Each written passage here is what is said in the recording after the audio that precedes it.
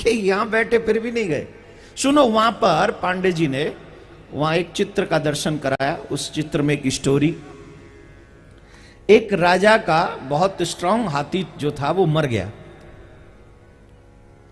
ध्यान से सुनेंगे प्लीज, ये यंगस्टर्स के लिए है जो अपने मां बाप का सम्मान नहीं करते। याद रखना, ये स्टोरी पहले ध्यान से सुनना, उसके बाद थोड़ा सा तुलना करना कि तुम कहां हो और वो कहां है। तो एक राजा के राज्य में एक स्ट्रांग हाथी मर गया। उस राजा ने अपने राज्य के मंत्रियों से कहा कि मुझे एक बहुत ही स्वस्थ हाथी चाहिए, बहुत स्वस्थ, स्ट्रांग। वो तलाश में निकले। एक जंगल में एक हाथी की फैमिली रहती थी, husband, wife and son. Problem यह था कि हस्बैंड वाइफ दोनों ब्लाइंड थे, दोनों ब्लाइंड, और उनकी देखभाल वो यंग हाथी, उनका जो सन था, वो करता था। अब हाथी को पकड़ने वाला, क्योंकि राजा ने ऑर्डर दिया है, तो राजा के लोग उसी जंगल में पहुंचे और उस यंग हाथी को, जो कि बहुत दिखने में हष्ट पुष्ट एकदम स्ट्रांग था, उसको पकड़ के वो राजा के वहां ले गए, राजा के पास। उसे रखा जहां पे हाथियों को रखते थे, वहां रखा उसको। अब उसे खाने के लिए दिया, जो जो हाथियों को पसंद है, ईख वगैरह जो भी खाते हैं, रख दिया वहां पर। वो नहीं खा रहा है, वो हाथ नहीं लगा रहा है, वो मुंह नहीं लगा रहा है, वो टच नहीं कर रहा है। हाथी पकड़ के जो लाया था, उसने कहा साहब मेरा हाथी आपको पसंद आया? बोले बहुत पसंद आया। बोले तो मेरी इनाम मुझको दीजिए, मेरा इनाम मुझको दीजिए। बोले हम तुमको इनाम तो देंगे, लेकिन हमको एक बात समझ में नहीं आ रही है, ये हाथी जब से आया है कुछ खा नहीं रहा है, इसका मतलब है इसको कोई प्रॉब्लम है। जब तक हम इसकी प्रॉब्लम ना समझें, तुमको इनाम कैसे दें? इसका प्रॉब्लम ना समझना होगा, इसका प्रॉब्लम क्या है। हम इसे खाने को दे रहे हैं, पानी पीने को दे रहे हैं, वो ना पानी जल पी रहा है, ना कुछ खा रहा है, आखिर समस्या क्या है? बोले साहब पता नहीं, लेकिन स्ट्रांग तो है ना। बोले रुको। उस राजा ने उस हाथी को छोड़ दिया, खुला छोड़ दिया। बच्चे लोग ध्यान दें प्लीज, बड़ा जल्दी तुम्हारा ध्यान ना डाइवर्ट हो जाता है, फिर कहते हो कॉन्सेंट्रेट नहीं होता है। माइंड कॉन्सेंट्रेट हो जाए ना तो समझो बहुत पावर एकत्रित कर लिया तुम। तो उस हाथी को छोड़ दिया। हाथी को छोड़ा तो वो हाथी सीधा उसी जंगल में पहुंचा, सरोवर में पहुंचा। सरोवर में से अपनी सूंड में जल भरा और अपने मां बाप के पास में पहुंचा, और मां बाप को जाके जल अपनी सूंड से दोनों पे डालने लगा। कहने लगा कि चिंता मत करो, मैं वापस आ गया। दोनों हाथियों ने, पति पत्नी ने, अपनी सूंड से उसके पांव पकड़ के देखा, ये हमारा ही है ना। उस हाथी ने वहां जल क्यों नहीं पिया? उस हाथी ने वहां क्यों कुछ नहीं खाया? क्योंकि वो जानता है कि मेरे माँ बाप के खाने का और पीने का सारा अरेंजमेंट मेरी जिम्मेदारी है, मेरे बिना वो भूखे रह रहे होंगे, मैं कैसे खा लूं। मेरे भारत के युवाओं, जिस भारत की भूमि पर हम और आप रहते हैं, बड़ी संस्कारों से भरी हुई ये पावन भूमि है। यहां न सिर्फ ह्यूमन, मानव ही संस्कृति और विरासत को स्वीकार करते हैं, बल्कि यहां रहने वाले, पलने वाले पशु पक्षी भी अपने माता पिता की रिस्पेक्ट करने वाले हैं, उनका आदर करने वाले हैं। ऐसी बहुत स्टोरी थी जो मुझे अच्छी लगी। मैंने सोचा कि मैं आगे आप सबको टीवी के माध्यम से, कथाओं के माध्यम से शेयर करूंगा, क्योंकि मेरी इच्छा एक ही रहती है, मैं जितना हो सके इस शरीर के द्वारा आपको आपके भारत का परिचय करा सकूं,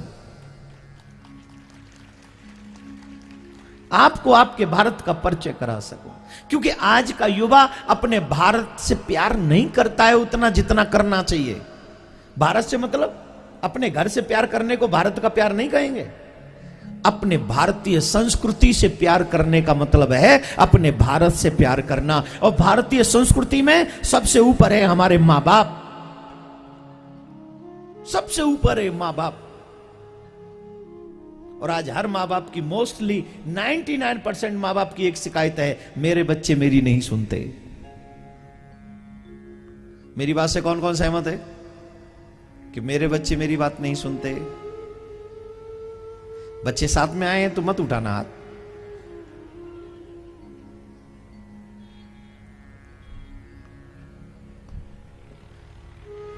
किस किस बच्चे को लगता है कि हम अपने मां बाप की बात नहीं मानते? कई बार या मोस्टली, जिन जिन को लगता है हाथ उठाइए। सारे साधु बैठे हैं। वैसे एक बात बताएं, अपनी गलती एक्सेप्ट करने की भी हिम्मत होती है। एक गलती करो और गलती करके उसे एक्सेप्ट न करो, यह भी एक अपराध होता है, एक्स्ट्रा अपराध होता है। लेकिन मैं आप सबसे एक निवेदन करूंगा, प्लीज आप अपने भारतीय संस्कृति से प्रेम कीजिए, भारतीय परंपराओं से प्रेम कीजिए, अपने मां बाप का आदर कीजिए, क्योंकि यही हमारी सबसे प्यारी संपत्ति है, बहुत प्यारी संपत्ति है। तो चले, कथा का क्रम आप सब समझें। कल आपने श्रवण किया भगवान का मथुरा जाना, मथुरा से द्वारिका जाना। द्वारिका में भगवान का पहला विवाह हुआ रुक्मिणी जी के साथ में।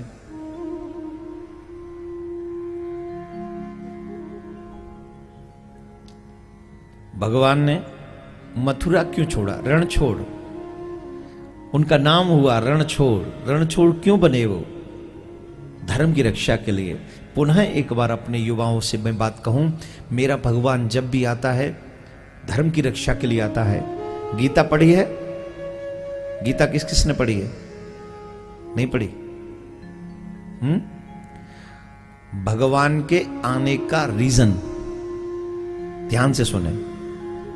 यदा यदा धर्मस्य ग्लानिर्भवति भारत अभ्युत्थानम् अधर्मस्य तदात्मानं सृजाम्यहम् परित्राणाय साधूनां विनाशाय च दुष्कृतां धर्म संस्थापनार्थाय संभवामि युगे युगे। जब जब पृथ्वी पर अत्याचार बढ़ता है, भगवान खुद बता रहे हैं, खुद ने बताया भगवान ने, जब जब पृथ्वी पर अत्याचार बढ़ता है तब तब मैं धर्म की स्थापना करने के लिए आता हूं, किसी भी रूप में। संसार में 3 प्रकार के बच्चे होते, एक पूत, एक सपूत, एक कपूत। पहले तो मुझे बताओ कि भगवान की संतान अपने आप को कौन कौन मानता है? We are the child of sun, कौन कौन मानता है? हम भगवान के बच्चे हैं, ये बात कौन कौन एक्सेप्ट करता है? सभी लोग? पक्का? नीचे करो। अब बच्चों की स्थिति समझो। 3 प्रकार के बच्चे हैं, एक पूत, एक सपूत और एक कपूत। मां बाप के द्वारा दी हुई संपत्ति को जस का तस रखे वो पूत, मां बाप के द्वारा दी हुई संपत्ति को बढ़ा दे वो सपूत, और मां बाप के द्वारा दी हुई संपत्ति का जो विनाश कर दे वो कपूत।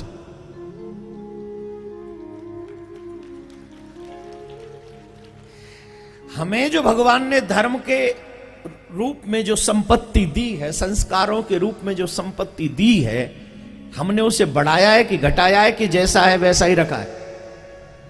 अपने आप को रखना, आपको पता चलेगा कि आप पूत हैं, सपूत हैं कि कपूत हैं। भगवान ने वो संपत्ति, धर्म की संपत्ति, संस्कारों की संपत्ति हमको दी है। सिर्फ जमीन बढ़ा लेने को ही अपने आप को हम सपूत नहीं कह सकते। मेरे आदर्श, मेरे संस्कार, मेरी सभ्यता, ये बढ़ना है आगे।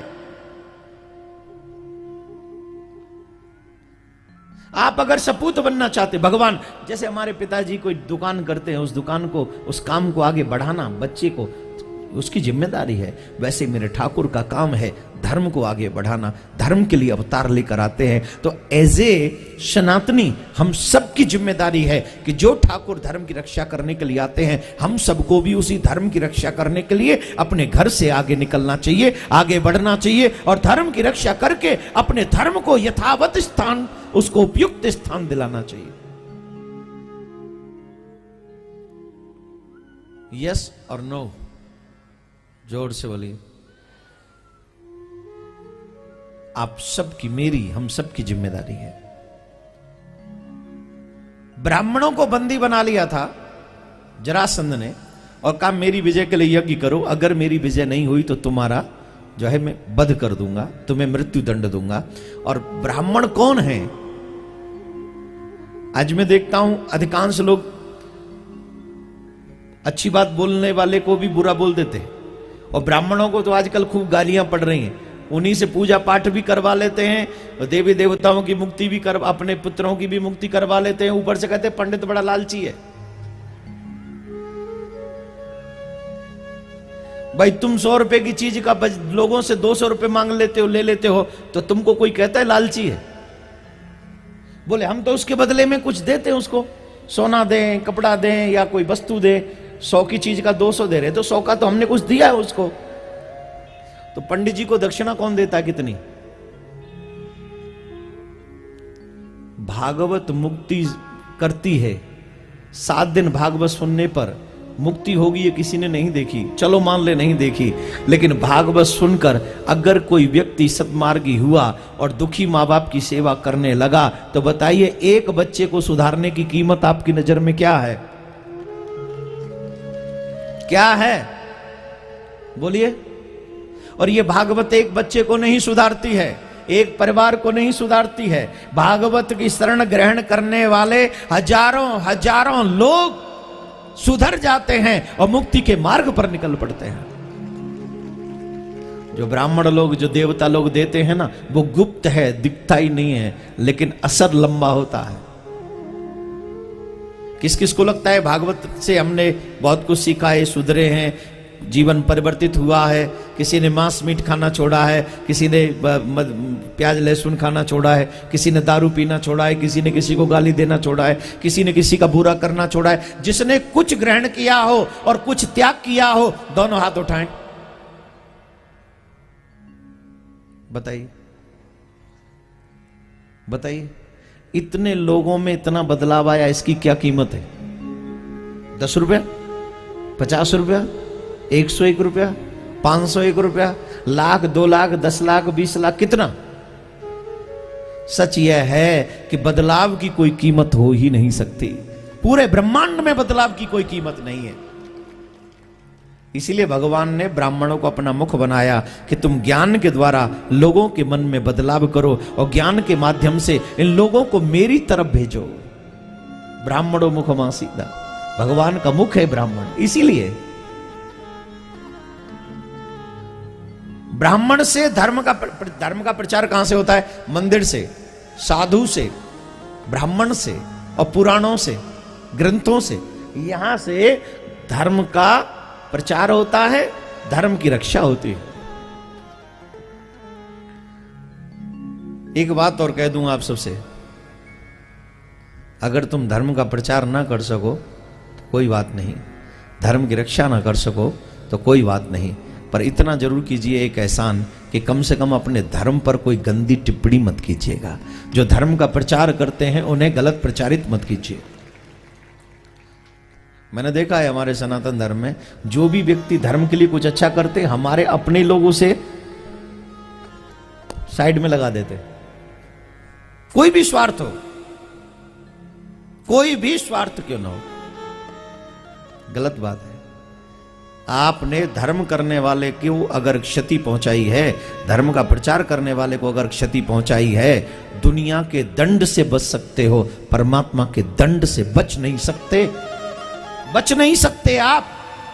परमात्मा का दंड निश्चित तौर पर हमें शिक्षा देगा। वेट एंड वॉच, उस समय का इंतजार कीजिए। एक बार पुनः, अगर अच्छा ना कर सको तो बुरा मत करो प्लीज। कोशिश करो मेरे द्वारा धर्म आगे बढ़े, पीछे न जाए। धर्मराज बनो, दुर्योधन नहीं। और अगर धर्मराज न बन सको तो कम से कम दुर्योधन भी मत बनो। यही मेरा निवेदन है आप सबसे। भगवान धर्म की रक्षा करने आते हैं और इतने ब्राह्मणों को मार दिया जाएगा, धर्म होगा? इसलिए भगवान ने कहा वीरता के बहुत काम किए, रण छोड़ के भाग जाते हैं। और भगवान रण छोड़कर द्वारका में चले गए, उनका नाम हुआ रणछोड़ राय। गुजरात में गए हैं, द्वारका के पास में रणछोड़ राय एक भगवान का दर्शन है ना? गुजरात में जाओगे तो दर्शन मिलता है। उनका नाम हो गया रणछोड़ राय। भगवान ने द्वारका में जाके पहला विवाह उनके रुक्मणी जी से किया। उनके पुत्र हुआ प्रद्युम्न, जिसे सम्रासुर नाम का राक्षस जो है ले गया, क्योंकि उसे पता ये चला कि कृष्ण का ज्येष्ठ पुत्र तुम्हारा वध करेगा। अपनी मृत्यु से भयभीत होकर सम्रासुर जो है आई सब में वो ले गया और समुद्र में जाके फेंक दिया। एक बार पुनः ध्यान दें मेरे प्यारे हो, सब लोग मौत से डरते हैं। मौत से डरना नहीं चाहिए, क्योंकि मौत से तुम किसी भी तरीके से बच तो नहीं सकते। यहां भी डॉक्टर बैठे हैं, कहां गए वो डॉक्टर साहब? अभी तो मुझे माला पहना के आए थे वहां। हाँ वो रहे सामने। डॉक्टर साहब, आपके पास कोई ऐसी मेडिसिन है जो गारंटी से ये कहती हो कि मरने नहीं देगी? क्या साइंटिस्ट इस तरफ कोई वर्क कर रहे हैं कि जीव को मरने ना दे? कोई ऐसी औषधि वो कुछ कर रहे हो, बना रहे हो? ए भैया, क्या खड़े हो जाइए ना, क्या बोले?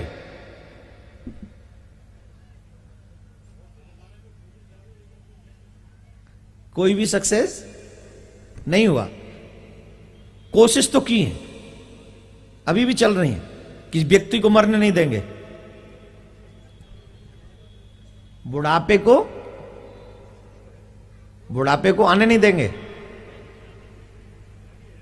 अच्छा, बुढ़ापा नहीं आने देंगे, वो कोशिश चालू है। चलो मैं मान लूं कि बुढ़ापा नहीं आने देंगे, हो सकता है वो कुछ दवाई ववाई डाल के कुछ ताकत ज्यादा डाल दें अंदर। नहीं, ये संभव है, साइंटिस्ट लोग ऐसा कर सकते हैं, कुछ पावर वावर ऐसा डाल के रखें जिससे, लेकिन मौत को टाल दें ऐसा औषधि अभी तक बना नहीं है। और एज माई नॉलेज, जब तक ये धरती रहेगी तब तक ऐसी औषधि नहीं बन सकती जो मौत को टाल दे। चालू रहे विज्ञान, साइंटिस्ट अपना काम करें, अच्छी बात है, पैसा खर्च करो जितना कर सकते हो। मौत को रोक सको वो तुम्हारे हाथ में नहीं, मेरे हाथ में नहीं। बहुत लोगों ने हमसे पूर्व में भी कोशिश की है, रावण ने की है, हिरण्यकश्यप ने की है, कंस ने की है, और वो लोग वरदानी लोग थे, साधारण लोग नहीं थे, वरदानी लोग। रावण ने तो कह दिया था नर और बानर दो को छोड़ दो और मुझे कोई भगवान भी ना मार सके। जिस इंसान को उसने कमजोर समझा उसी का रूप बनाना पड़ा भगवान को। तो वरदानी लोग मिट गए, हम तो सिर्फ ना तुच्छ प्राणी है, जाना पड़ेगा। सम्रासुर मौत से बचना चाहता है, लेकिन जिस मौत को वो समुद्र में फेंक के आया, मछली ने निगल लिया, मछली वो फिर वहीं उसी की रसोई में पहुंच गई। याद रखें, मृत्यु की 3 चीजें फिक्स हैं, टाइम, प्लेस एंड रीजन। ध्यान से सुने, 3 चीजें फिक्स हैं और वो फिक्स होती हैं हमारे जन्म से पहले, बाद में नहीं। जन्म से पहले ये तीनों चीज फिक्स हो जाती हैं, टाइम, प्लेस एंड रीजन, स्थान, समय और कारण, तीनों चीज फिक्स है। आपने देखा होगा कई बार व्यक्ति आराम से घर में बैठ के रोटी खा रहा है, लेकिन फ्रेंड्स का फोन आ गया, हेलो प्लीज कम यार, चलते कहीं। कहां चलोगे? वो लोनावाला चलते। लोनावाला नहीं नहीं, बोला अजंता चलते। चल अजंता। अजंता जा रहे थे, वहां भी थोड़ी पहाड़ की चढ़ाई बढ़ाई है, थोड़ा सा खा पी के गए थे, राइट मारना था, लेफ्ट मार दिया। थोड़ी देर पहले 25 साल का बच्चा जो रोटी खा रहा था, एक आश्चर्य मैसेज आ गया, ही इज नो मोर। क्या ये कैसे हो गया?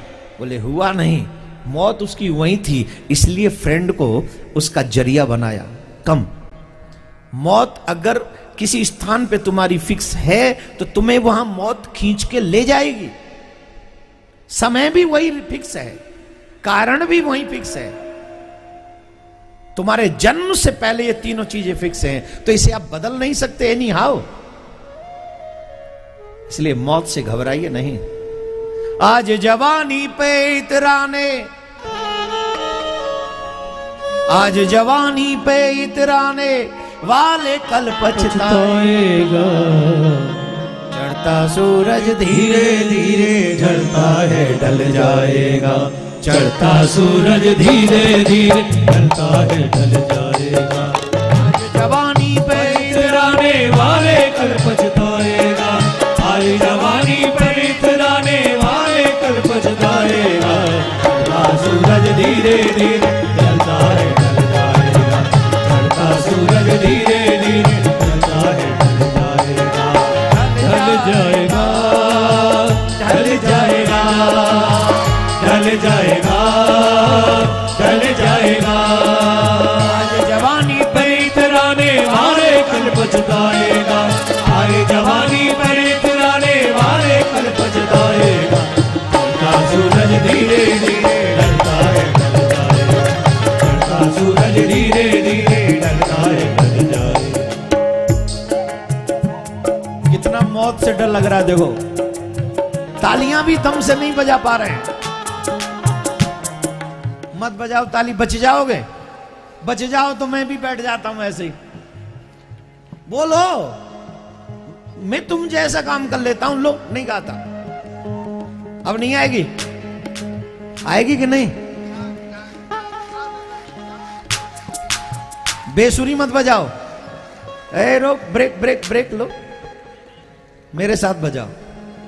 ढल जाएगा, ढल जाएगा, ढल जाएगा, ढल जाएगा, ढल जाएगा, ढल जाएगा, ढल जाएगा, ढल जाएगा।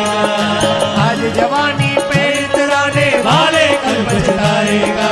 आज जवानी पर इतराने वाले कल पछताएगा। सूरज धीरे धीरे ढलता है, ढल जाएगा।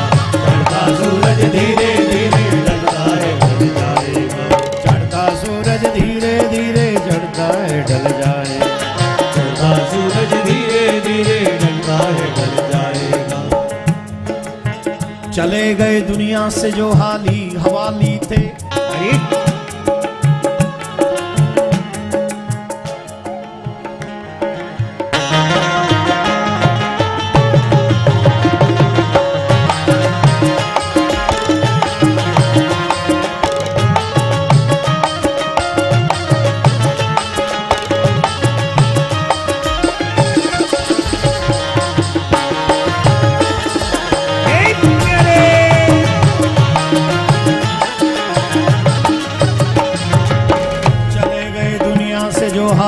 हवाली थे।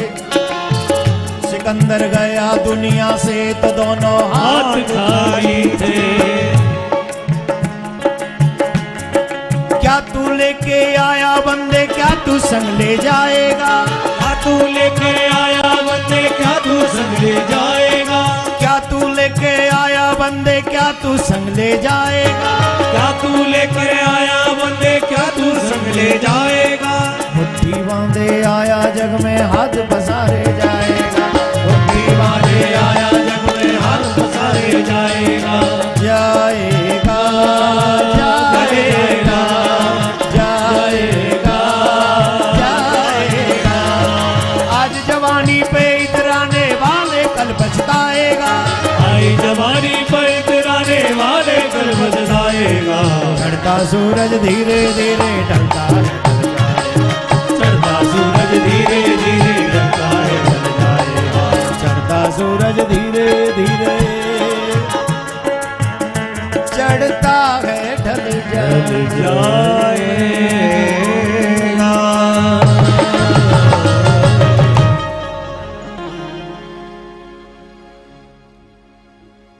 उम्र के 3 पहलू बताइए। उम्र के 3 पहलू बताइए। बचपन, जवानी और पक्का। सूरज भगवान के दर्शन किए कभी? सूरज भगवान के दर्शन किए? सूरज की 3 दशा बताइए। सूरज की 3 दशा बताइए।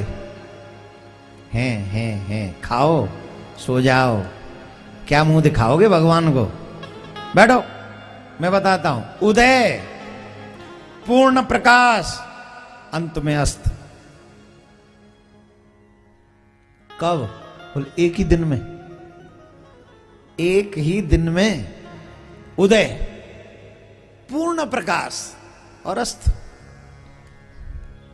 जब एक सूरज की 3 दशा एक दिन में होती हो तो तुम कौन से खेत की? Who are you? Who are you, my dear? Nothing. We are nothing.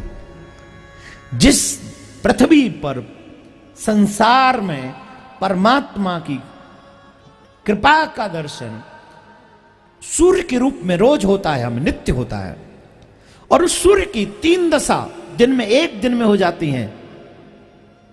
यही वो सूर्य की 3 दशा हमारे जीवन की 3 दशा है। बचपन उदय है, जवानी पूर्ण प्रकाश है, और बुढ़ापा अस्ताचल है। मैंने एक दिन एक बात बोली थी, युवाओं ने शायद ध्यान दी हो। अभी जवानी का नशा छाया, बड़े मगरूर रहते हो। सबसे ज्यादा कंट्रोल करना हो तो जवानी पे करना। ये जो जवानी है ना साहब, ये बड़ी, ये अगर मैं अपनी भाषा में, ब्रज भाषा में कह दूं तो थोड़ा खुला हुआ शब्द है। वो अभी शायद आप लोगों को पसंद आए ना आए, नहीं आएगा इसलिए नहीं बोलता हूं। मत बुलवाओ भाई, कई लोग बुरा मान जाएंगे। क्या बात है, बिंदास बोलो। ऐसा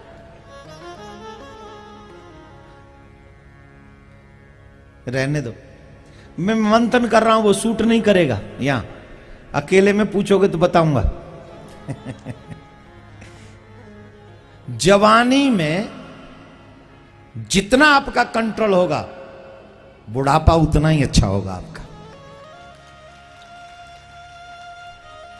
अनकंट्रोल जवानी जिंदगी बर्बाद कर देती है। अनकंट्रोल जवानी।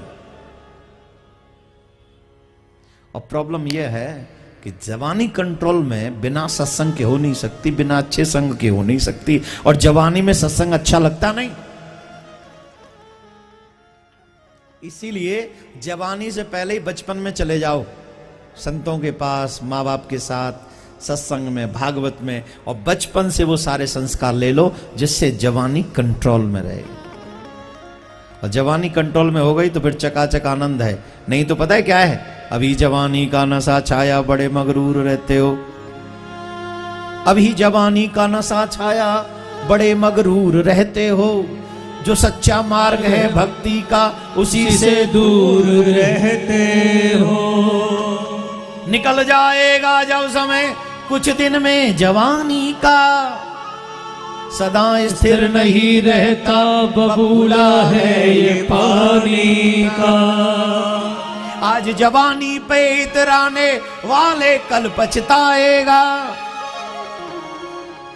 आज जवानी पे इतराने वाले कल पछताएगा। चढ़ता सूरज धीरे धीरे ढलता है, ढल जाएगा। चढ़ता सूरज धीरे धीरे ढलता है, ढल जाएगा।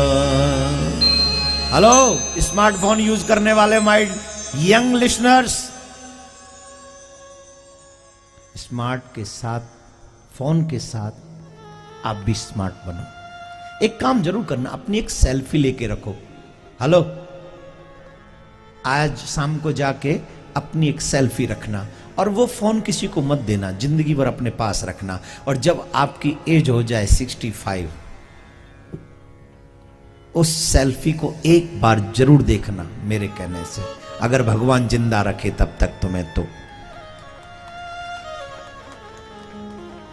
नहीं, सच कह रहा हूं, आज सेल्फी खींचो, 65 के हो जाओ तब देखना, आपको तब मेरी बात अगर याद रहे, या उसी सेल्फी पे लिख लेना आज का मेरा ये प्रवचन, फलाने एक पागल आदमी ने कहा था सेल्फी खींच के रख लो। हमने खींच ली है, देखेंगे 65 में क्या होता है, तब अपनी शकल देखकर आपको शर्म आएगी, और तब आप सोचोगे काश हमने उसी समय उस पागल की बात मान ली होती तो मेरा वो नूर आज भी बना रहता।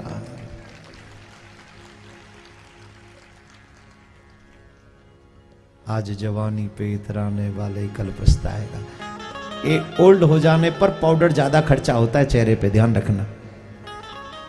नहीं, एक्स्ट्रा मेकअप करना पड़ता है ना, थोड़ा झुरियां बुरियां डालने ढकने। थोड़ा जवानी में तो वैसे ही ठीक ठाक रहता है, तो वहां थोड़ा थोड़ा वो एक शब्द है मेकअप वाले बोलते, क्या टचअप बोलते, आई थिंक,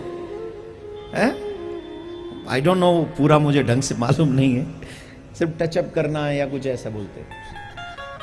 तो इसलिए मौत को आप टाल नहीं सकते। संबरासुर भी अपनी मौत टाल नहीं सका, और संबरासुर की मृत्यु भगवान श्री कृष्ण के ज्येष्ठ पुत्र प्रद्युम्न के हाथों से हुई। भगवान ने 8 विवाह अलग अलग किए, रुक्मिणी जी के साथ, जामवती जी के साथ, महामाया के साथ, लक्ष्मणा के साथ, कालिंदी के साथ, भद्रा के साथ, मित्रवृंदा के साथ और नग्नजिति के साथ में भगवान ने 8 विवाह अलग अलग किए। और 16,000, कौन कौन पहली बार भागवत सुन रहे हैं? जो पहली बार भागवत सुन रहे हैं थोड़ा और ढंग से बता दूं, और नहीं मालूम हो तो फिर आगे बढ़ो। कौन कौन सुन रहे हैं पहली बार? थोड़ा और बताऊं विवाह के बारे में, भगवान बताऊं। बहुत से बच्चे ये कहते हैं, या बहुत से लोग कृष्ण को जो नहीं जानते हैं वो कहते हैं भगवान ने 16,108 विवाह क्यों किए? भगवान ने, श्री कृष्ण ने, देखो राम जी ने सिर्फ एक विवाह किया सीता जी के साथ में, और कृष्ण जी ने 16,108 विवाह किए। और प्रेमियों की तो कोई पता ही नहीं, कोई गिनती नहीं है, तो विवाहों की गिनती है 16,108, प्रेमियों की गिनती नहीं। बहुत से लोग उन्हें गलत तरीके से तथ्य प्रकट करते श्री कृष्ण के विषय में, यहां पर जो गलत है।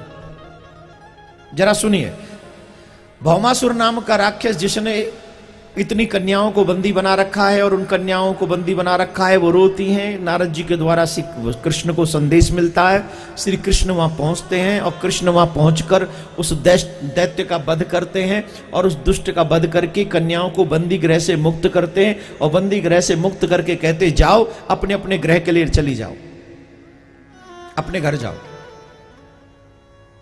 उन कन्याओं ने कहा महाराज हम कहां जाएं? बोले अपने घर जाओ। बोले घर जाएंगे क्या घर वाले हमें एक्सेप्ट करेंगे, स्वीकार करेंगे? एकदम ध्यान से सुने मेरे भाई बहन,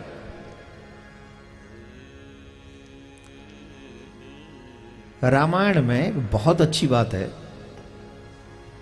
जब धर्म से संबंधित कोई शंका मन में हो, संदेह मन में हो, तो सत्संग में जाके बैठ जाओ। कई बार आपको प्रश्न भी नहीं करना पड़ता, उससे पहले उत्तर मिल जाता है। तवई हों सब संशय भंगा, जब बहुकाल करिए सत्संगा। सारे संशयों का निवारण सत्संग में है। हर समस्या का। वैसे तो जीवन में भी जितनी समस्याएं हैं, अगर आप में सीखने का गुण है, हर एक समस्या का समाधान सत्संग में है। अरे भाई, जिन घरों में हम लोग रह रहे हैं, जिस परिवार में, जिस संबंध में हम लोग रह रहे हैं, ये संबंध पूर्व में भी तो रहे हैं। वहां जब जब ये परिस्थितियां आई, उन्होंने उसका निवारण किया है। ऐसी कोई समस्या नहीं है जो अभी हो और उस समय ना हो। हाँ, शायद उस समय फोन की समस्या नहीं थी, बस फोन और सोशल साइट्स की समस्या उस समय नहीं थी, तो उसमें फिर सत्संग में कोई नया सुझाव हमारे आजकल के संत महात्मा दे सकते हैं। लेकिन सत्संग में सभी समस्याओं को समाधान है, इसमें कोई दो राय नहीं। तो भगवान ने कहा कि भाई तुम जाओ अपने अपने घर के लिए। बोले महाराज एक बात बताइए, हम घर चले जाएं उसमें कोई बात नहीं है, लेकिन हमें स्वीकार कौन करेगा? माताएं जिनकी शादी 30 साल पहले या 40 साल पहले हुई हो, हाथ उठाइए जरा प्लीज। 30 साल पहले या 40 साल पहले शादी हुई हो, वो हाथ उठाएं। इनमें से कितनी माताएं ऐसी हैं जिन्होंने शादी से पहले अपने पति को ही नहीं देखा था? यंगस्टर्स हंसे ना, इनको देखें। नहीं, मैं, आप लोग हंस रहे ना, ये गलती आपकी। इनका घर भी तभी चल रहा है, 10-5 साल तो उनको समझने में लग गए थे। और जिन लोगों के साथ तुम लोग समझ के शादी करते हो ना, ऑलरेडी समझे हुए हैं वो तुमको कि तुमने क्या क्या गुण खिला रखे हैं। 1 साल नहीं लगता है, दूसरे साल तो अपने घर आ जाते हैं हम लोग रूठ राट के, पापा इसके साथ मेरी नहीं पटेगी। क्यों? शादी से पहले तो बड़ी पटती थी, अब नहीं पटेगी। What happen now?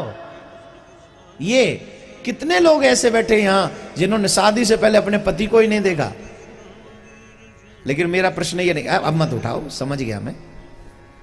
मेरा प्रश्न दूसरा है जो मैं इन बच्चों को समझाना चाहता हूं,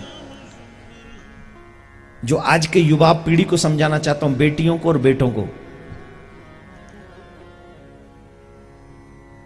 कितनी लोक रीति रहा करती हैं हमारे समाज में, कितनी लोक रीति। छोटी सी बात सामाजिक जीवन पे मुसीबत बन जाती थी हम लोगों के। मैं हमेशा एक उदाहरण देता हूं। एक बच्ची बिना बताए घर से 3 दिन के लिए वो चली जाए, वृंदावन चली जाए, पंढरपुर चली जाए, और 3 दिन बाद आए, और उस लड़की को देखने वाले जो लड़के आए हैं, लड़का आया है और उसके घर वाले आए हैं, उससे ये बात पता चल जाए कि ये लड़की बिना बताए 3 दिन के लिए कहीं गई थी। कह रही है कि पंढरपुर गई थी, पर पता नहीं कहां गई थी।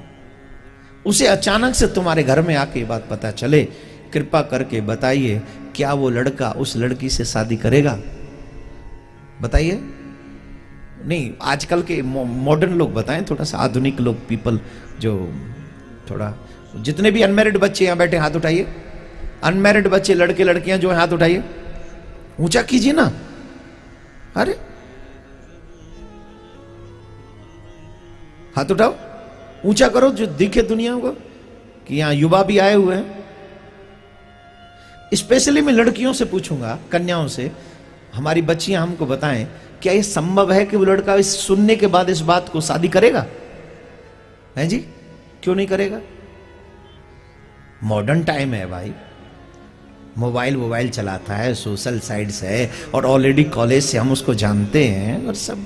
क्या अब क्यों नहीं करेगा शादी भाई? लड़का कितना भी बड़ा रावण सही, पर जब शादी करने जाता है तो उसे सीता ही चाहिए।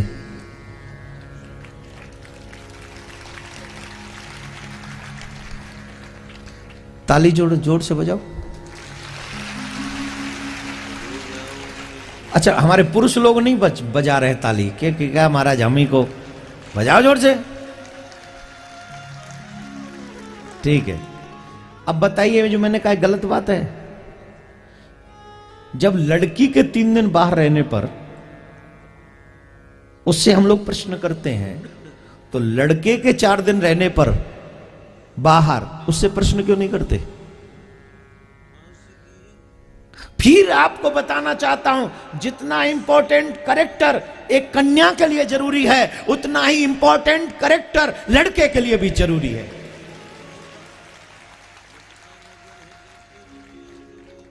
दोनों के लिए जरूरी है। दोनों का करेक्टर अच्छा होना चाहिए। लेकिन समस्या यह है, सिर्फ यह सुन लेने पर कि 3 दिन बाहर रही, कहां रही मालूम नहीं, लड़का शादी नहीं करेगा। यह कब की बात है? ये कौन सी सदी चल रही है? कौन सी सदी बोलते हैं? 20वीं सदी बोलते हैं? 21वीं। 21 लगा कहां? अभी तो 20 ही लगा है, 19 भी नहीं आया अभी। फिर भी लोग 21वीं कहते हैं, तो 21वीं सदी मान लें। हमें मानने में क्या जाता है? कौन से हमने बेलपत्र पे नाम लिख के छोड़ जाने अपने। हाँ, मान लो 21वीं सदी में, 21वीं सदी में मोबाइल, लैपटॉप, इंटरनेट, इतना आगे इंसान चला गया, इसके बावजूद भी कहता है मैं उससे शादी नहीं करूंगा जो बिना बताए घर से 3 दिन बाहर चली गई थी। तो सोचे मेरे प्यारे, 5000 वर्ष पहले जहां कोई टीवी सेट नहीं था, जहां मोबाइल सेट नहीं था, जहां कोई एक दूसरे के, जहां कन्याओं के लिए कितनी मर्यादाएं थी, उन कन्याओं को जब ये पता, उन कन्याओं को जब हरण कर लिया गया, उन कन्याओं से शादी कौन करता? बोलो कौन करता? उनसे करता कोई? जिन्हें जबरदस्ती लेके आया गया है, बंदी गृह में रखा गया है, और न किसी को महीना, किसी को 6 महीना, किसी को साल, किसी को 2 साल, किसी को 5, कितनी साल हो गई। उन कन्याओं से शादी कौन करेगा? कन्याओं ने कहा हमारे पास 2 ही रास्ते हैं, या तो गलत रास्ते पे जाके अपनी उदर पूर्ति करें, अथवा सुसाइड कर लें, आत्मदाह कर लें। और ये दोनों ही कार्य अधर्म के मार्ग पर ले जाते हैं। युवाओं से निवेदन, जीवन में कभी सुसाइड के बारे में मत सोचना, समस्या चाहे जितनी भी बड़ी हो, फाइट करना, फाइट करो। जिंदगी संघर्ष की है, या कोई व्यक्ति बिना संघर्ष किए बड़ा नहीं हो सका है। हर उस व्यक्ति को जिसको बड़ा होने का सपना देखना है, उसे संघर्ष करना पड़ता है। और जो संघर्ष करता है, अच्छा एक बात बताएं, मुसीबतें भी उन्हीं के सामने खड़ी होती हैं जो कुछ करना चाहते हैं। जो करना ही ना चाहे उनके आगे मुसीबत आएंगी क्यों? बैठा है आराम से। समुद्र पार जो करना चाहे, लहरें उसके सामने आती हैं। जो घर में बैठा है, समुद्र को दूर से देख रहा है, उसका लहर क्या बिगाड़ेंगे? अगर चलना चाहते हो, बढ़ना चाहते हो, तो सुसाइड के विषय में मत सोचना। कितनी भी बड़ी समस्या हो, सुसाइड उसका डी एंड नहीं है। क्यों? अगर जिंदे रहे तो समाज में यह साबित कर दोगे कि नहीं, वो गलत था, हम सही थे। मरी गए तो फिर तो गलत अपने आप साबित हो जाओगे। राधे राधे बोलना पड़ेगा, जोर से बोलना पड़ेगा। भगवान ने कहा आत्मदाह नहीं करना है, भगवान ने कहा गलत मार्ग पर नहीं जाना है, अधर्म है। और कोई मार्ग बताओ। तो उन कन्याओं ने कहा महाराज हमने सुना है जिसे कोई स्वीकार नहीं करता उसे आप स्वीकार करते हैं, क्या आप हमें स्वीकार करेंगे? और ठाकुर जी ने बिना 1 सेकंड गंवाए उन सब कन्याओं को एक्सेप्ट किया अपनी पत्नी के रूप में। ये मजे से ताली बजा रहे ना। जिसकी शादी ऑलरेडी हो रखी हो, जिसकी शादी ऑलरेडी हो रखी हो, जिसकी शादी ऑलरेडी हो रखी हो है, और उसके सामने 5 कन्या आ जाएं, महाराज या तो हमसे शादी कर लो नहीं तो हम मर जाएंगे। बताओ आज का व्यक्ति क्या करेगा? बोलो क्या करेगा? बोलो तो सही। या तो हम गलत रास्ते पे चले जाएंगे, नहीं तो हमसे शादी कर लो, नहीं तो हम आत्महत्या कर लेंगे, और जिस नदी में पानी नहीं उसी में डूब मरेंगे। हम बता रहे हैं आप। मैंने एक नदी देखी कल, उसमें पानी नहीं है इसलिए बोल रहा हूं उसका। बोले हम उसी में डूब मरेंगे। आज का व्यक्ति कहेगा कल मरे सो अभी मर जा, तेरे से शादी करते ही मेरे बच्चे, बीवी बच्चे मुझे मार देंगे वो, है ना? क्यों नहीं कर सकते? क्योंकि हम इंसान हैं। उन्होंने शादी क्यों कर ली? क्योंकि वो भगवान हैं। क्यों कर ली? बोले उनके लिए सबसे सर्वोपरि है धर्म, और आत्मदाह करना ये सबसे बड़ा अधर्म है, और ठाकुर ये नहीं होने देना चाहते। इसलिए भगवान के कुल विवाह हुए 16,100 कितने? और सभी पत्नियों से 10-10 पुत्र थे। पढ़े लिखे बच्चे जरा ध्यान दें, जिन्होंने अपने माँ बाप का पैसा खर्च किया है। एक गणित करना है आपको, पता चलेगा ना कितना पैसा यूज हुआ और कितना मिसयूज किया आपने अपने माँ बाप का।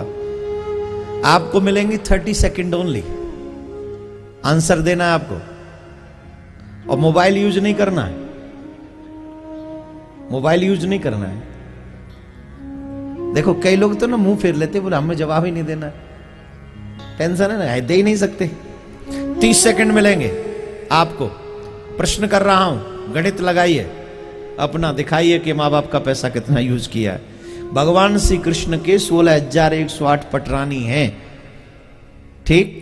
कोई भी बड़ा नहीं बोलेगा। ये अनमैरिड बच्चों के लिए क्वेश्चन है, लड़की हो या लड़का कोई भी दे सकता है। सब शांत रहेंगे और एक दूसरे से बातें भी नहीं करेंगे, एक दूसरे से चीटिंग करेंगे नहीं, बिल्कुल भी। नॉलेज वो है जो खुद की हो, किसी से लेके आंसर हो तो वो आपकी नॉलेज नहीं, वो आपका ज्ञान नहीं। भगवान श्री कृष्ण के 16,108 पटरानी हैं और सभी पटरानियों के 10-10 पुत्र हैं। टोटल कीजिए 30 सेकंड में। शांत। आपको बोले हैं क्या? बच्चों को बोलने दो। कौन? कोई दिए आंसर? 1,61,080। बैठ जाओ। और कोई आंसर दे रहा है? कई लोगों तो इसलिए नहीं खड़े होते, अपन ने इंसल्ट क्यों कराना। जब अपन को नहीं आता है तो तुम इंसल्ट नहीं कराना, अच्छी बात है। हाँ बेटा बताओ, हैं? बैठ जाओ। 30 सेकंड ऑलरेडी हो चुका है। और किसी ने देना है? किसी ने देना है?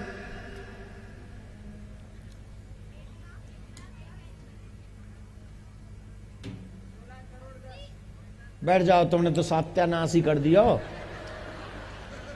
पूरी कथा को ही कर दिया तुमने तो। आज भंडारा हो, बैठे रहो। अच्छा चलो, ये प्रश्न दूसरा, एक एक कन्या और है, उसका भी टोटल करो।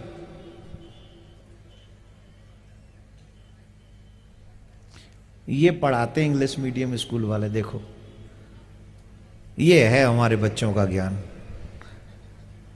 पूरा प्योर ज्ञान नहीं मिलेगा, जो ऊपर ऊपर की काम की चीजें ना, जिसमें मार्क्स आ जाएं, वो बताते हमारे बच्चों को, जड़ नहीं पकड़ाते।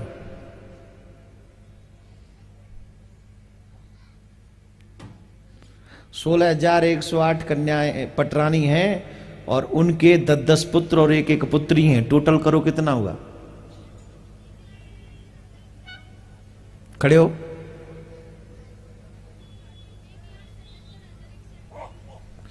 कथा में सुनी हो पहले हैं?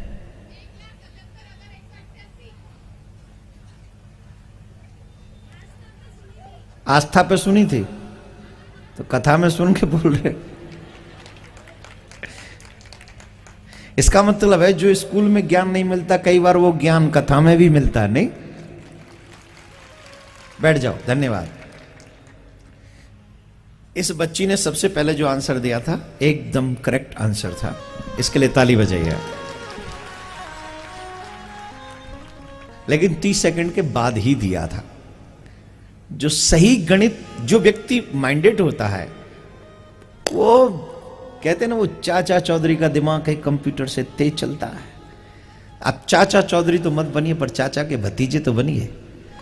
चकाचक एकदम, प्रश्न हुआ नहीं कि आंसर लीजिए, ये होना चाहिए। तो ठाकुर जी की पुत्र जो हैं 1,61,080 और पुत्रियां 16,108। तो टोटल कितने हुए? 1,77,188। 1,77,188। 88 ठाकुर जी की कुल संतान।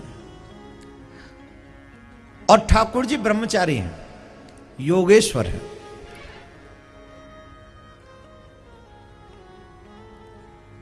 श्री कृष्ण से बड़ा योगेश्वर कोई हुआ ही नहीं। अब बहुत से लोग कह रहे व्हाट, कई लोगों के चेहरे की भाव भंगिमाएं बड़ी अजीब हो गई थी ये शब्द सुनते ही। आधुनिक तौर पे सांसारिक प्रतिक्रिया जैसे संतान होती है उस हिसाब से तो संभव ही नहीं, क्योंकि ठाकुर जी ने द्वारिका में लीला की है मात्र 100 साल। कितनी? 100 साल। और पत्नी कितनी है? 16,108। तो ठाकुर जी का मन सिर्फ संतान में नहीं था कि संतान ही बढ़ा दो। तो बोले महाराज कैसे संतान, आप कह रहे हो बाल ब्रह्मचारी थे। भगवान बोले उनसे बड़ा ब्रह्मचारी कोई नहीं।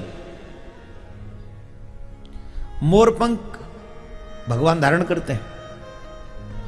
भगवान कभी स्त्री का संग नहीं करते।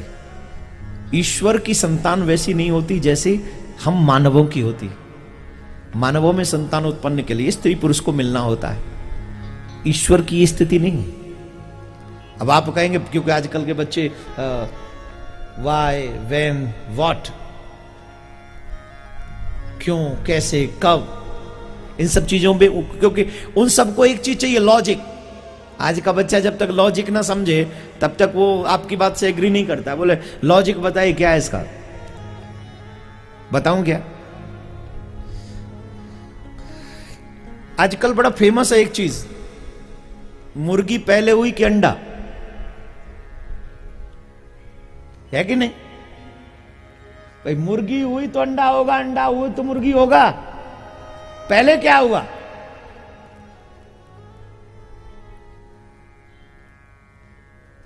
मुर्गी कहां से आई? वो टपकी थी क्या आकाश से? उस मुर्गी को भी लाने के लिए अंडा चाहिए ना। अब सुनिए, खैर ये तो एक आप लोग जो बोलते हैं वो भाषा बोल दी मैंने। मैं जो चीज बताने जा रहा हूं, इस सृष्टि का सृजन कौन करता है? जोर से बोलिए, भगवान। और जो भगवान सृष्टि का सृजन करता है उसे आप क्या बोलते हैं? एक श्लोक है जो आपको सबको पता है, सबको याद है, बोलिए। तुमेव माता, आता है ना सबको? एवरीडे बोला करो भगवान के सामने बैठकर। दोनों हाथ जोड़ो, दोनों हाथ जोड़ लो, दोनों हाथ जोड़ के बोलो, तुमेव माता च पिता तुमेव, तुमेव बंधु च सखा त्वमेव, तुमेव विद्या द्रविणं तुमेव, तुमेव सर्वं मम देव देव, तुमेव सर्वं मम देव देव, तुमेव सर्वं मम देव देव। पहला शब्द क्या आया इस श्लोक में? बैठ जाइए माता जी। ए माता जी, एक तो वैसे भी बड़े अच्छे हैं आप, ध्यान दे। पहला शब्द क्या आया? जोर से, मां। पर कहते हैं कि पुरुष, स्त्री जो होती है वही मां होती है। भगवान को तो हम लोग जब देखते हैं वो पीतांबर धरा, वो तो पुरुष के रूप में दर्शन देते हैं। सही मायने में अगर हम बात करें तो भगवान न तो स्त्री है न पुरुष है। जब जिसकी आवश्यकता होती है वो वही रूप धारण कर लेता है। कैसे? जब सृष्टि का सृजन हुआ तो सबसे पहले नारायण की नाभि में से कमल हुआ। तो वहां कोई स्त्री है क्या? दूसरी कोई दूसरी आत्मा है? कोई दूसरा कोई व्यक्तित्व है वहां? नहीं है ना। कौन है वहां? अकेले नारायण। और नारायण की नाभि से कमल, कमल में से ब्रह्मा, यही है ना। तो इसीलिए वो कौन है? तुमेव माता, तुम ही मां हो पालन करने के लिए। हे पालनहारे निर्गुण हो न्यारे, तुमरे बिन हमरा कौन नहीं, हमरी उलझन सुलझाओ भगवान, तुमरे बिन हमरा कौन नहीं। हमारा भगवान के सिवा कोई नहीं, कोई भी नहीं, वो ईश्वर ही हमारा है। तो जब भगवान को एक में से बहुत होना होता है तो सिर्फ संकल्प मात्र से, फिर सावधानी पूर्वक समझें, सिर्फ संकल्प मात्र से एक में से बहुत हो जाते हैं। एक में से बहुत, भगवान संकल्प करते हैं और एक में से बहुत हो जाते हैं।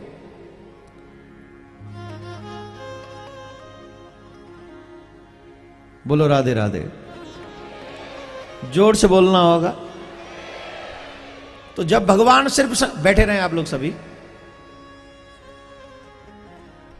अरे भाई बैठ जाइए, माताएं बैठ जाएं, राधे राधे बोलना है। जोर से बोलिए।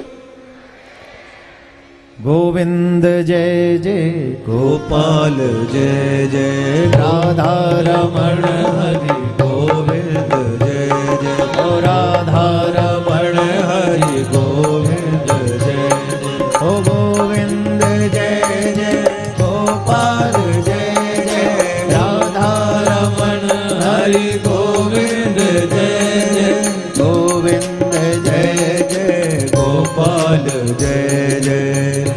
आप क्यों खड़ी हो गई? आपको भी जाना है कैसे? भेजना शांत एकदम,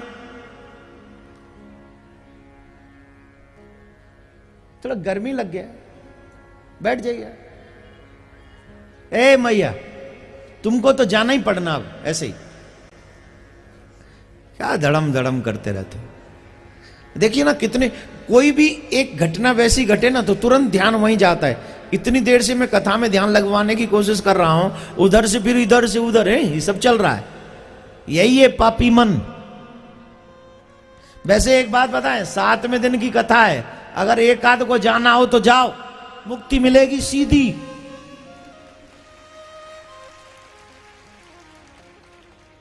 सच्ची बता रहा हूं, जिसको एक आध को इच्छा हो,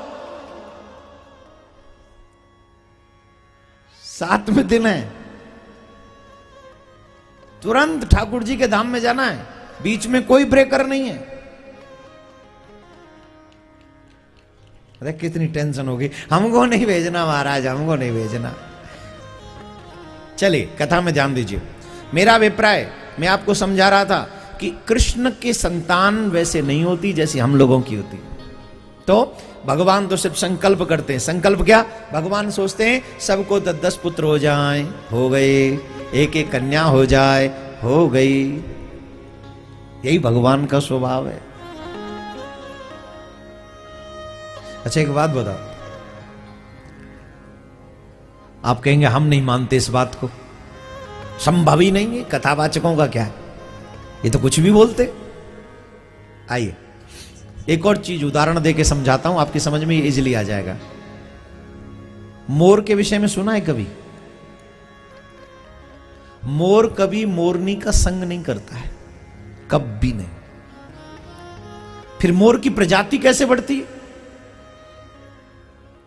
जब मोरनी का संग मोर न करे तो फिर मोर की प्रजाति कैसे बढ़ती है? बोले जब मोर नृत्य करते करते रोता है, मोर की आंखों से आंसू गिरता है, और मोर की आंख के आंसू को जब मोरनी पान करती है, गर्भ धारण करती है और उसकी प्रजाति आगे बढ़ती है।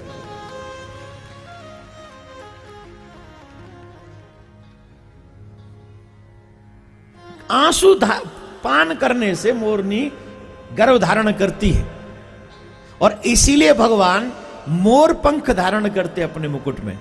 और भगवान हम सबको बताना चाहते हैं, जैसे ये मोर बाल ब्रह्मचारी है, आजीवन ब्रह्मचारी है, वैसे ही तुम्हारा कृष्ण भी आजीवन ब्रह्मचारी है। क्या बोलना पड़ेगा? ऐसे नहीं, जोर से और जोर से। नहीं तो भिजवा दूंगा उस अम्मा की तरह भी। देखो कि आवाज में प्रॉब्लम हो गई सुनते ही। अच्छा आप लोग नहीं बोलने का इधर, राइट? नहीं, ऐसा लग रहा है इधर वीआईपी लोग होना और वीआईपी लोगों को बोलना नहीं, जोर से बोलना है सबको ही। तो भगवान की 16,108 पटरानी, 1,77,188 संतान, और भगवान का परिवार बहुत बड़ा हुआ, बहुत बड़ा। लेकिन भगवान ने अपने परिवारी जनों को एक बहुत अच्छी बात सिखाई। बच्चे पैदा करना या बच्चे होना ही सिर्फ माँ बाप की जिम्मेदारी नहीं है। बच्चे भगवान बच्चों के साथ में बैठकर पुराणों की कथा सुनते हैं, साधु ब्राह्मणों का आदर करते हैं और उनको अपने भवन में बुलाते हैं। भवन में बुलाकर उनको ऊंचे सिंहासन पर बैठालकर उनसे पुराणिक कथाएं सुनते हैं। अब भगवान को पुराणिक कथा सुनने की जरूरत नहीं, क्योंकि सारे पुराणों में तो उन्हीं की कथा है। लेकिन नहीं, वो खुद की कथा खुद ही सुन रहे। किस लिए? बोली जिससे इन बच्चों में संस्कार आ सके। ये सुने तो उस मार्ग पर चलें। जैसे कोई बच्चा बीमार हो जाए, दवा कड़वी हो, बच्चा न खाए, तो मां बच्चे को दिखा के दवा खाती है। क्यों खा रही तू तो बीमार नहीं है। बोले मैं बीमार नहीं हूं, लेकिन मैं ये दवा इसलिए खा रही हूं जिसे मुझे देखकर मेरा बच्चा खा सके और उसका रोग सही हो सके। वैसे ही भगवान कथा इसलिए सुन रहे हैं क्योंकि हम बीमार हैं, और भागवत सभी रोगों की औषधि है। जो जीव भागवत में आके बैठेगा उसे हर रोग का इलाज प्राप्त हो जाएगा। हर रोग का इलाज, हर रोग का इलाज मिलेगा उसे। औषधालय है भागवत सबसे बड़ा। तो भगवान अपने बच्चों के साथ में कथा सुनते हैं, संतों को बुलाते हैं, उन्हें भोजन कराते हैं, दिव्य प्रदक्षिणा देकर विदा करते हैं। यही चीज आपसे भी मेरा निवेदन रहा, पहले दिन से आज तक कह रहा हूं, जब भी कथा में जाओ अपने परिवार के साथ जाओ, अपने बच्चों के साथ जाओ। जो चीजें आपको लगती हैं कि कथा से हमें सीखने को मिल रही हैं, वही चीजें आपके बच्चों को भी सीखने को मिलनी चाहिए, क्योंकि आपके बाद आपके घर के सत्य सभी कर्मों को आपका बच्चा ही करने वाला है। इसलिए इसको भी साथ में लेकर जाइए। बोलो राधे राधे। जोर से। राजा नृक की कथा आती है। भगवान एक बार अपने बच्चों के साथ परिवारी जनों के साथ थोड़ा वन में भ्रमण कर रहे थे। ये तो बीच में उषा अनिरुद्ध का भी विवाह का वर्णन है। बलराम जी जो गोकुल में भी जाते हैं, राजा पौंड्रक का भी वध करते। नकली राजा कृष्ण बन गया एक राजा पौंड्रक। एक बच्चे ने मुझसे कहा, बहुत अच्छा प्रश्न किया एक बच्चे ने मुझसे कहा, महाराज जो आजकल लोग अपने आप को भगवान कहते हैं, संत महात्मा होकर जो अपने आप को भगवान बनाते हैं, हम उनका क्या करें? एक बच्चे ने बहुत गजब का प्रश्न किया मुझसे, हम उनका क्या करें जो अपने आप को भगवान बनाते हैं? इस प्रश्न का उत्तर कौन कौन चाहता है मैं दूं? पक्का? एक छोटा सा आंसर है, जो व्यक्ति अपने आप को भगवान कहता हो उसके पास जाना छोड़ दो, मत जाओ उसके पास। भगवान के पास मत जाओ, संत के पास जाओ। और जब तुम संत के पास जाओगे तो भगवान अपने आप तुम्हारे पास आ जाएगा। सीधे भगवान के पास जाओगे तो नहीं मिलना, नकली तो मिल जाएगा, असली नहीं मिलना। आजकल नकली भगवान, अरे तो अभी तो कुछ भी, अभी तो कृष्ण लीला कर रहे हैं, लेकिन जब कृष्ण लीला कर रहे थे द्वारिका में, उस समय एक नकली कृष्ण पहुंच गया, तुम नहीं हो असली में हूं। काठ की 2 भुजा लगा ली, गरुड़ पे सवार हो गया नकली काठ पे, मैं कृष्ण, मैं भगवान, मैं वासुदेव। भगवान ने उस वासुदेव को अपने हाथ से मारा, तो भगवान के आगे नकली हो गए। तो अब तो कितने हो रहे होंगे, जिसे देखो थोड़ा सा जंतर मंतर हाथ पे कर देते हैं, मैं भगवान हूं। और हमारे भारत की जनता भगवान मान भी लेती है, मंदिर बनवा देती है, उनके रहते रहते मंदिर बनवा देती है। जिन संतों ने जीते जी कभी लंगोटी तक का मोह नहीं किया, उनके जाने के बाद हम सोने का मुकुट पहना देते उन्हें, पूरे सोने के कपड़े पहना देते उन्हें। भाई उन महात्माओं से पूछो तो सही कि क्यों कर रहे हो तुम ऐसा? मैं तो भस्म रमाता हूं और तुम मुझे सोना पहना रहे हो, क्यों? मेरे जीवन चरित्र पर तुम एक नया अध्याय लिख रहे हो, क्यों? मैं किसी साधु संत के अगेंस्ट नहीं हूं। मैंने हमेशा कथाओं में एक ही बात कही है, भगवान को भगवान रहने दो और संतों को संत रहने दो, तभी तुम धर्म के साथ न्याय कर पाओगे। एक और बात, गुरुजी का भी चित्र भगवान से ऊपर नहीं रखना चाहिए आपको। पहले भगवान का सिंहासन हो, फिर गुरुजी का सिंहासन। ये सभी शिष्यों को भी कह रहा हूं, ध्यान रखें। भगवान के लिए तो गुरुजी है ना, तो गुरुजी को गुरुजी बताते तुम ऐसे जाओ, उस मार्ग को एक्सेप्ट करो इजीली।